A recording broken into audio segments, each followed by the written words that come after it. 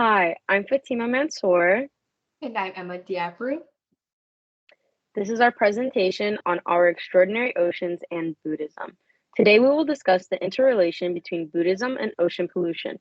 As our oceans become a worser victim to pollution, it is important that we implement sustainable practices and values to ensure that they are protected. An efficient way to implement solutions is through the many practices seen in the Buddhist religion.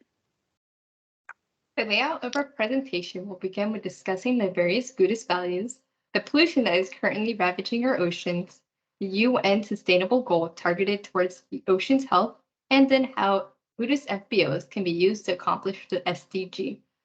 To conclude, we will review the many solutions to help take initiative towards relieving the amount of pollution that ends in our oceans, and a class exercise to promote critical thinking. To start things off with, the Buddhist religion is common amongst Asian culture and is based on the teachings of the Buddha. The goal of the religion is to obtain nirvana.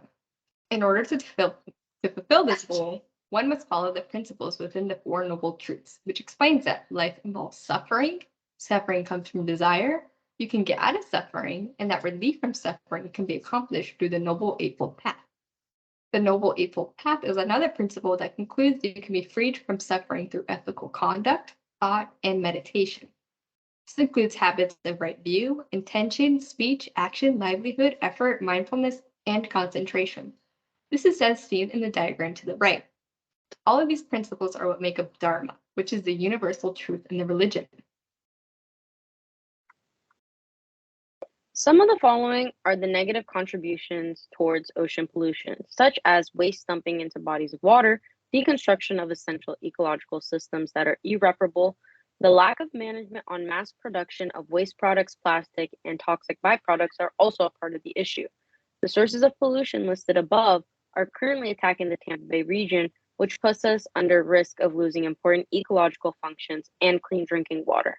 To the right is an infographic on Sustainable Goal 14, which instructs us to conserve and sustainably use the oceans, sea, and marine resources for sustainable development.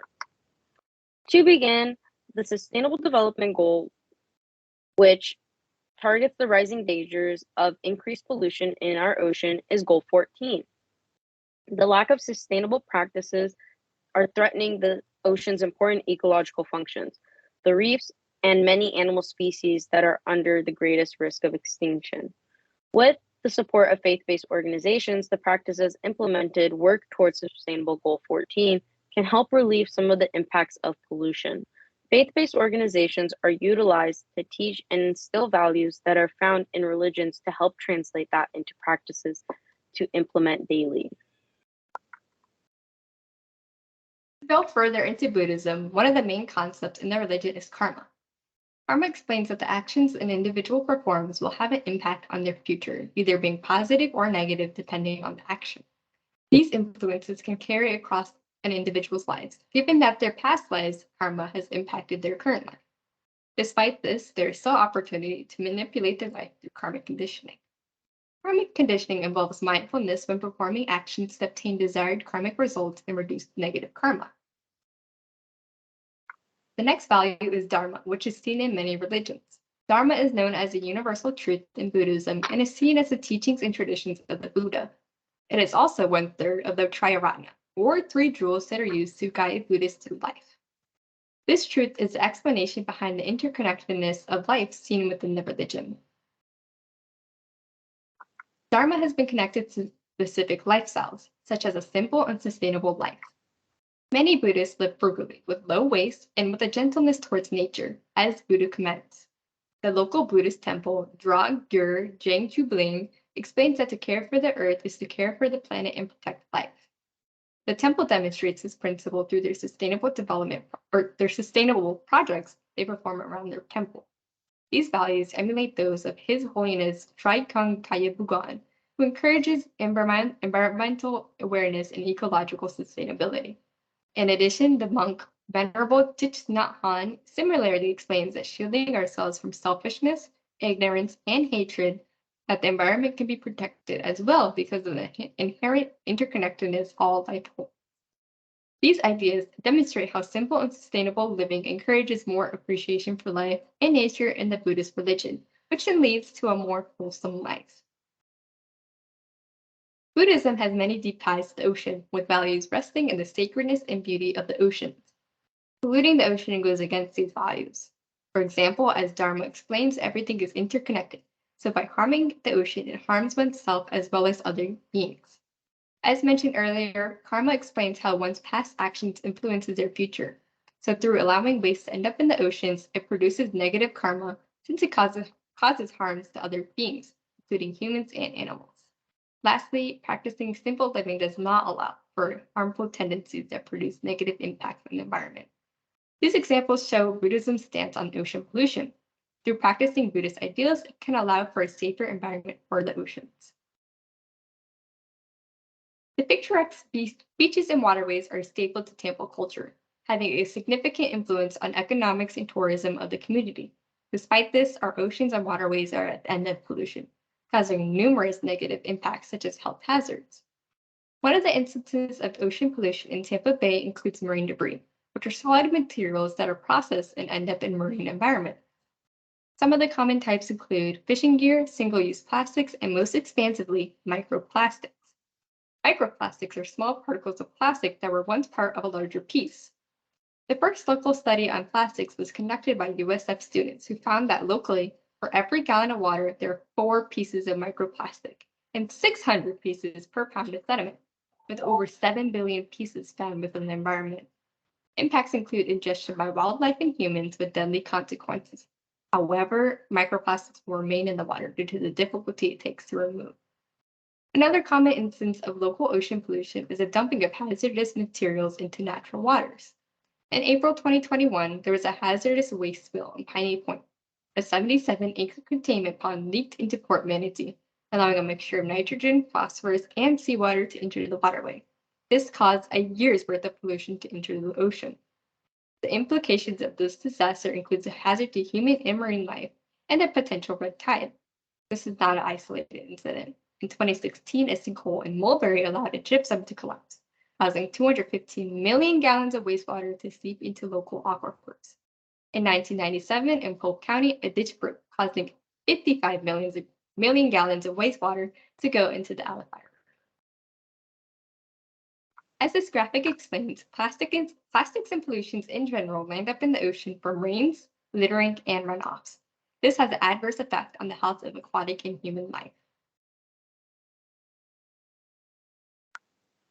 All directly from the United Nations Sustainable Development Goal 14, Why It Matters 2020, this information covers the crucial statistical data that uncovers the ugly truth about the severity of ocean pollution and how we need to begin resolving the matter. To begin conserving and sustainably using the world's ocean, we must acknowledge the decades of irresponsible exploitation that have led up to the degradation of our oceans and fisheries that continue to support a substantial portion of the global population, economic, social, and environmental needs. The amount of carbon dioxide pollution that the ocean has absorbed from the excess heat in our climate system is almost at its threshold. The ocean has also absorbed more than 90% of the excess heat in our climate system. Our planet's bodies of water is roughly 71% of the Earth's surface, and to almost reach the limit of trapped greenhouse gases is an alarming danger. Ocean heat is at record levels, causing widespread marine heat waves, threatening its endangered ecosystems and killing coral reefs. Explained by the United Nations Sustainable Development Goals for the ocean crisis, these are the following targets for Goal 14 that are in high hopes to be accomplished in the near future. So far, the progress concludes the rising concerns that were addressed in the 2020 Ocean Conference and the high-level political forum thematic review, which reviews the pressing urgency of the ecological disaster. A few targets that are in hopes to be accomplished in the upcoming years are Target 14.1, by 2025, prevent and significantly reduce marine population of all kinds. Target 14.3, minimize and address the impacts of ocean acidification, including through enhanced scientific cooperation at all levels. And lastly, 14.7, by 2030, increase the economic benefits to small islands, developing states, and least developed countries from the sustainable use of marine resources. Despite the time constraints, all the targets listed are actively trying to be accomplished and upheld. Three additional targets that weren't shown on the previous slide includes targets 14A, 14B, and 14C. These targets are continuous efforts to hold humanity accountable for the consequences of what happens to our oceans, as well as to stay alert and taking preventative measures throughout the future to ensure that the danger we put our oceans through does not occur again.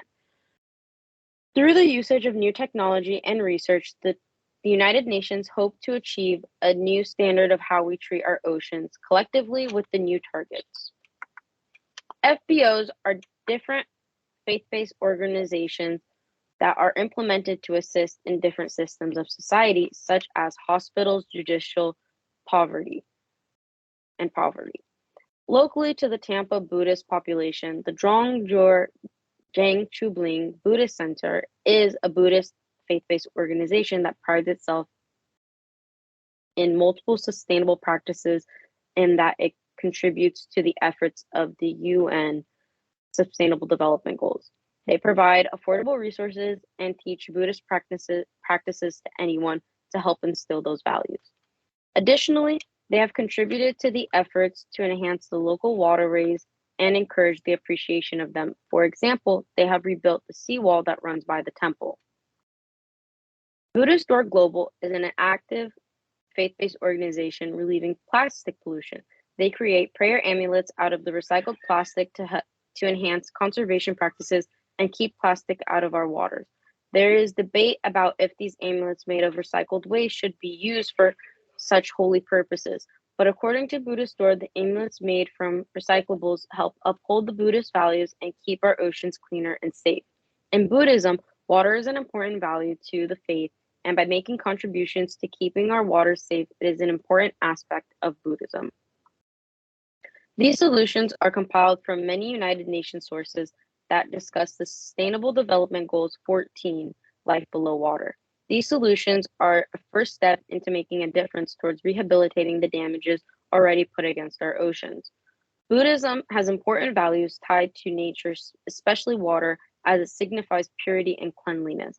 These values support the practices of being mindful and making purposeful choices to doing our part in reducing our carbon footprint, supporting ocean-friendly products and foods, and eliminating plastic usage. Selecting certified products is a good place to start, and being a part of ocean cleanups around your local beaches and waters.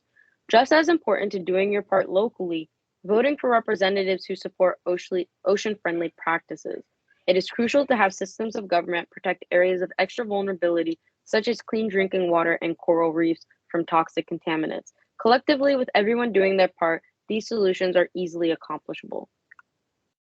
As demonstrated, pollution from waste dumping and marine debris has left an unfortunate mark on our local waterways. In order to combat this, action must be taken by the community.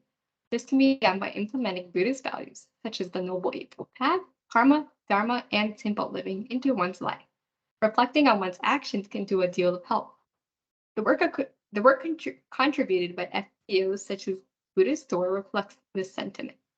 With the help of organizations like this, together we can fulfill SDG 14.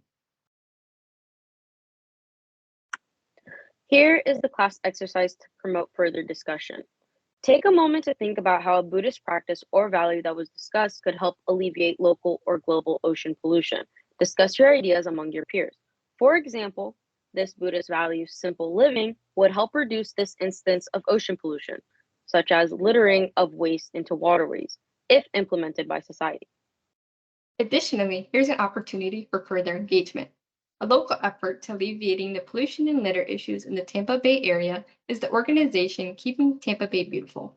Use this link to find information about the annual cleanups they host. Here are the following sources that are cited throughout the presentation.